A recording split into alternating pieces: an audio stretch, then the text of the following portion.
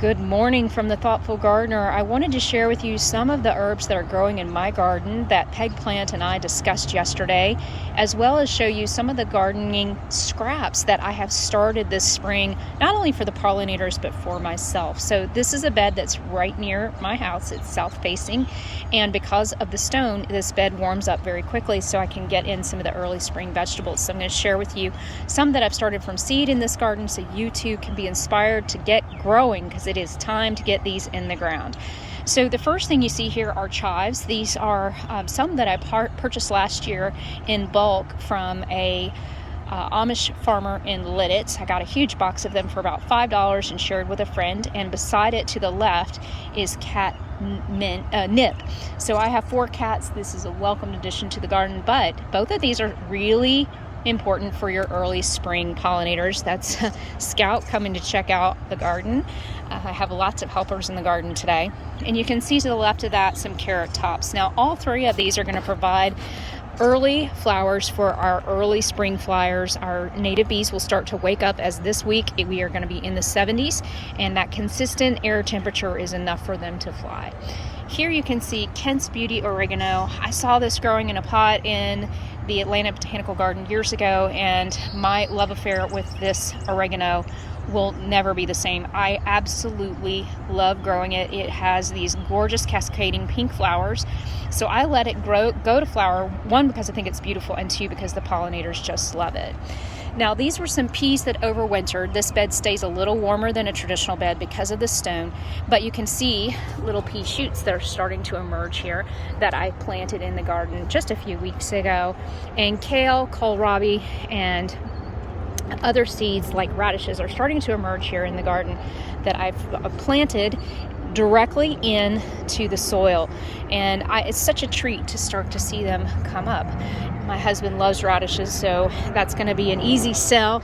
And radishes are the rototillers, so if you've got compact soil, they're great to grow to get your soil in a better shape. Now you can see my trusty Scout here showing us the cat mint. Now I am a huge fan of cat mint, and so is Scout, but the other people who love cat mint in my garden are the native bees. And one of the reasons that I leave these stems like so is this is going to drape over the wall, but can you see that stem is hollow? This one may be a little easier to see right there.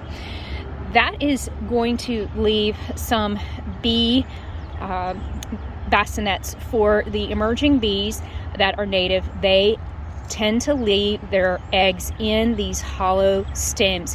So this is going to grow up and over. You're not going to be able to see these stems coming into the spring and summer, but the bees visit here. I know they do, so they're going to want to lay their eggs in here, and that's fine with me. So we want that to happen.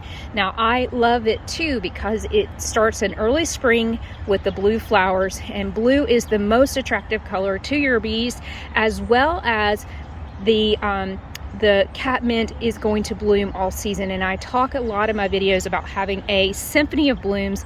That symphony of blooms will ensure that you have enough for your pollinators to eat all year. If you grow catnip, it will spread. I don't really mind that it does this because I have 4 cats, and it gives me the opportunity to share plants with my friends, and as well as provide lots and lots of flowers for the flyers that are getting ready to emerge now that it is becoming consistently air temperature above 50.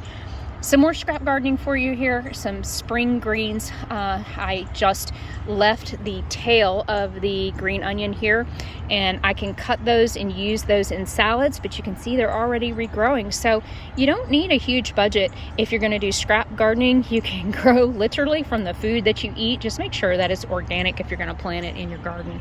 Now you can see these carrots were started last year, that last fall, and they are definitely coming right along.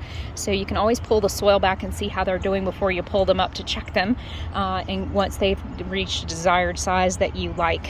We're huge carrot eaters here in this family, and you can see the cilantro, which self-seeded itself.